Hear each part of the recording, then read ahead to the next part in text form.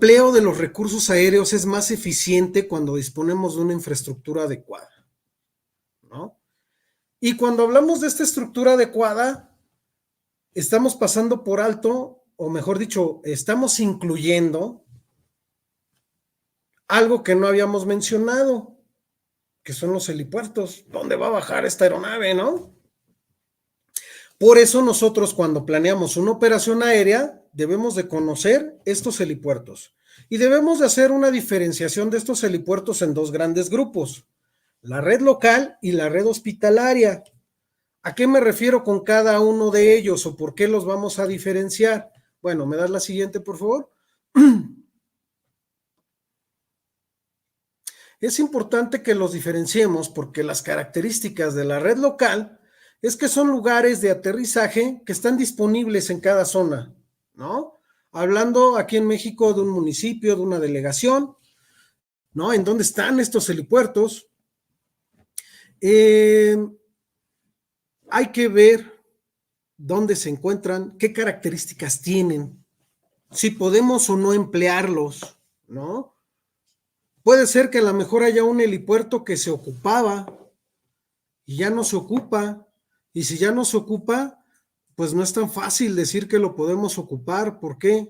Porque probablemente o seguramente ya no tiene un cono de viento. Bueno, eso se puede resolver, podemos hacer una fogata, ok, y ya con el humo nos guiamos. Ok, ¿y el hormigón de la plataforma se encuentra en condiciones de soportar 10 toneladas de una aeronave? ¿O va a aterrizar la aeronave y se va a hundir? ¿No?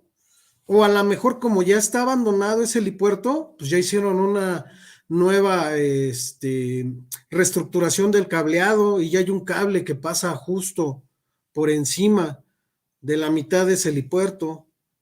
Entonces, tenemos que considerar y analizar todos estos puntos y debemos idealmente de conocerlos, ¿no? ¿Me puedes dar la que sigue, por favor?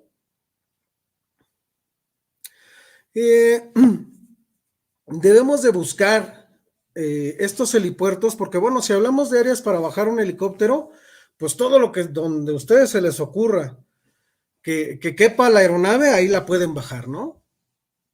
Y entonces, ¿qué factores debo yo de considerar? Bueno, esto hablando ya de manera específica sería tema de una clase en particular, pero vamos a hablar de manera muy general, ¿no?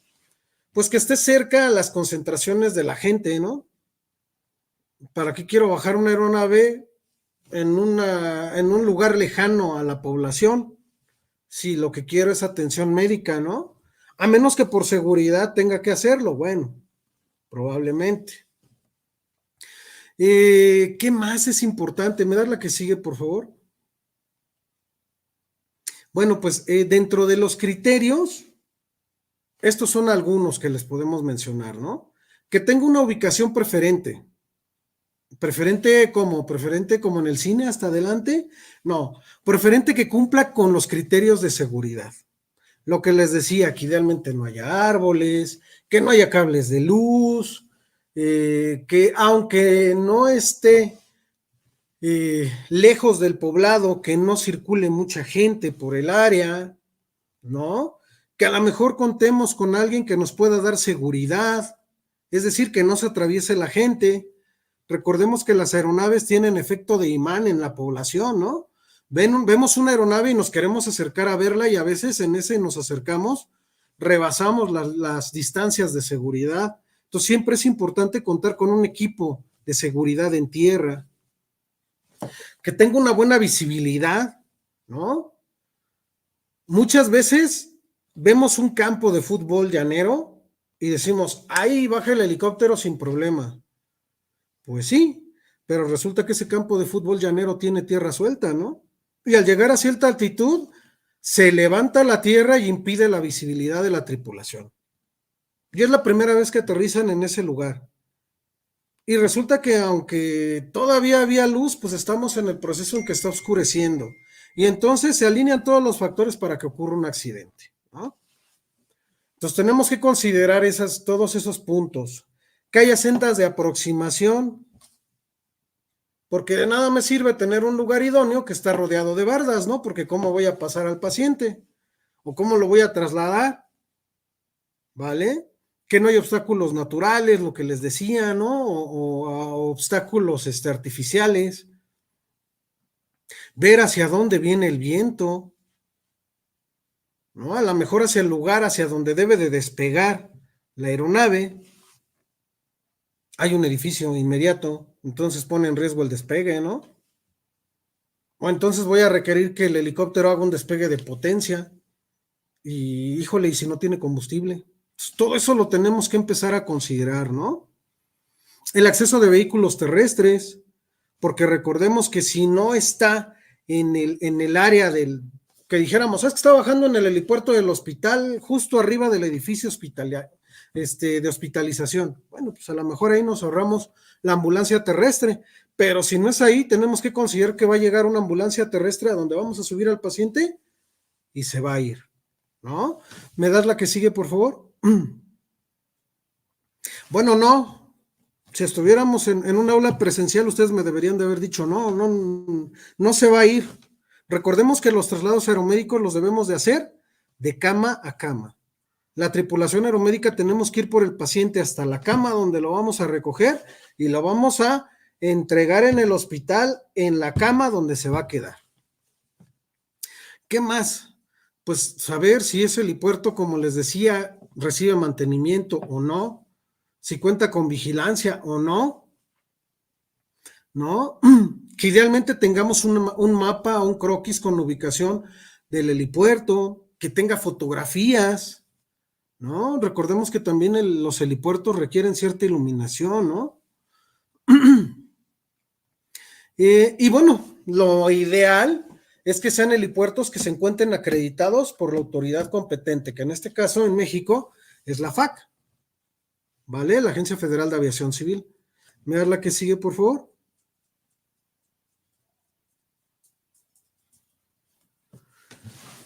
Ok, bueno, el uso de la red local, recordemos que aquí no estamos hablando de un helipuerto en un hospital, es un helipuerto X que encontramos cerca o nos servía para poder bajar el helicóptero cerca al hospital. Vamos a requerir apoyo de recursos de tierra, lo que les decía, una ambulancia terrestre. Cuando yo recién empezaba en estas áreas o en esta área aeronáutica, yo recuerdo que yo pensaba que el traslado aeromédico era, pues si tenemos el helicóptero ya, ¿no? Lo podemos hacer. Y resulta que no, que tenemos que tener también disponibles ambulancias de tierra, ¿no? Entonces recordemos que el apoyo terrestre es sumamente importante, ¿vale? Porque una vez que llegue el helicóptero, ¿quién lo va a acercar hasta el hospital? Pues regularmente va a ser una ambulancia terrestre. Muy bien, ¿no? Como bien menciona la diapositiva, para poder realizar los accesos y las transferencias. ¿Me das la que sigue, por favor? Y bueno, tenemos la red hospitalaria, que es lo idóneo, ¿no? Bueno, se dice que un hospital de trauma que cuente con todas las certificaciones eh, necesarias debe de disponer cuando menos de un helipuerto.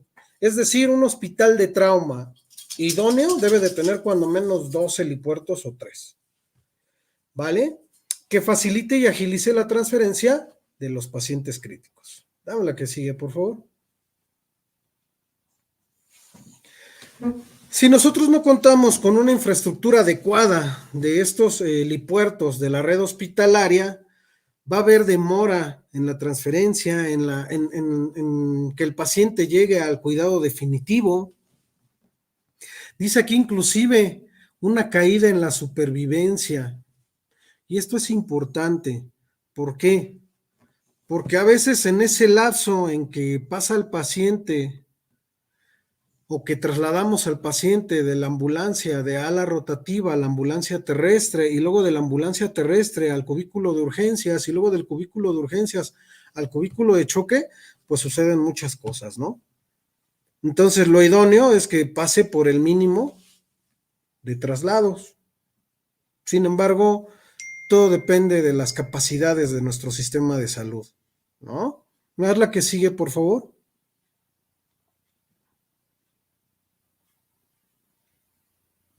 ¿Me das la siguiente, por favor? Ok. Entonces, Estos normalmente cuentan con homologación, los helipuertos de la red hospitalaria. No, es común que los encontremos en una plataforma de hormigón o en una zona elevada, inclusive en estructuras sobre la azotea, principalmente en las ciudades, ¿no? Donde no hay mucho lugar donde bajar una aeronave. Idealmente deben de contar con 2 sendas de seguridad separadas. ¿Por qué? Porque una es para accesar a la aeronave y la otra es para salir de la aeronave hacia el edificio o hacia la ambulancia terrestre, ¿no? Entonces debemos de contar idealmente con 2 sendas. Por una vamos y por la otra venimos. No debemos de cruzarnos. Eso es lo idóneo. Al no contar con 2 sendas, pues en una vamos y venimos, ¿no? Y que estén separadas al menos 150 grados y que estén libres de obstáculos.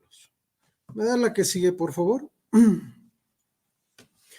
Y bueno, hablamos de plataformas de helipuertos en plataforma de hormigón y de helipuertos en plataforma en elevación. Sin embargo, como todo en la aviación, no es tan sencillo, ¿no? Cada uno cuenta con sus características, sus beneficios y sus posibilidades y sus limitaciones, ¿no? Y a lo mejor pudiéramos pensar, pues ese es problema del piloto, pero si pensamos eso, quiere decir que tenemos una deficiencia en manejo de recursos de cabina.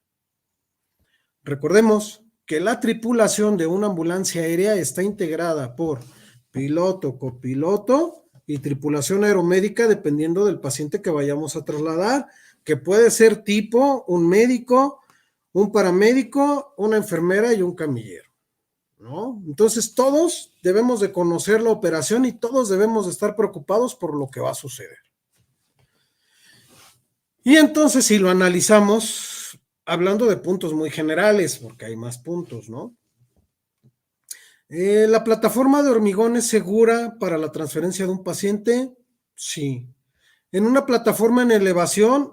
Pues idealmente sí, si contamos con la experiencia de habernos expuesto ya a esa plataforma, de saber dónde están los puntos de acceso a la aeronave.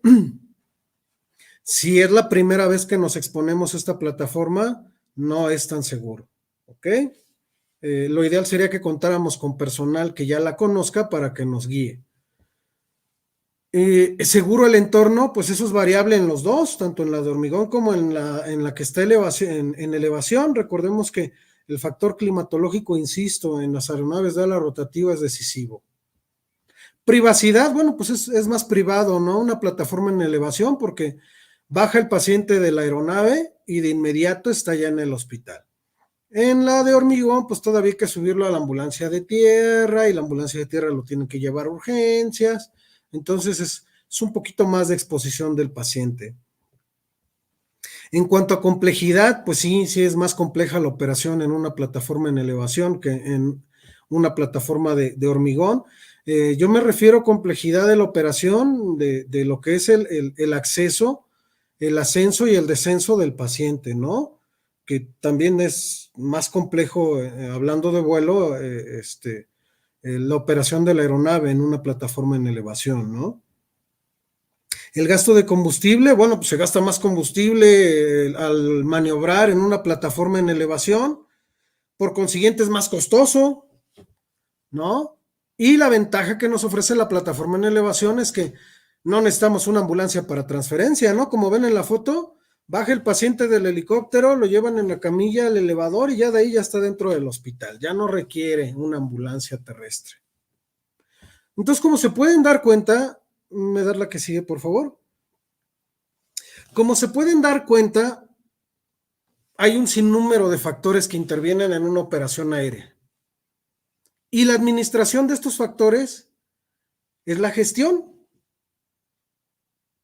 Y los debemos de considerar en base o con base o considerando las capacidades, posibilidades, limitaciones y necesidades de cada equipo. Es decir, la gestión de recursos aéreos es un traje o debe de ser un traje elaborado a la medida. Cada quien debe de tener el suyo. Podemos emplear o traslapar alguno de un lugar hacia otro, Sin embargo, no nos asegura el éxito. Está bien traslaparlo, si lo vamos a tomar como guía para después irlo mejorando y hacer lo propio, pero no para tratar de meterlo a la fuerza a un equipo diferente. Debemos de contar con un traje a la medida para cada operación aérea. Inclusive hablando de una misma institución que efectúa traslados aeromédicos, cada que se planea una operación aeromédica, se debe de hacer un planeamiento donde se consideren todos estos factores y de manera diferente.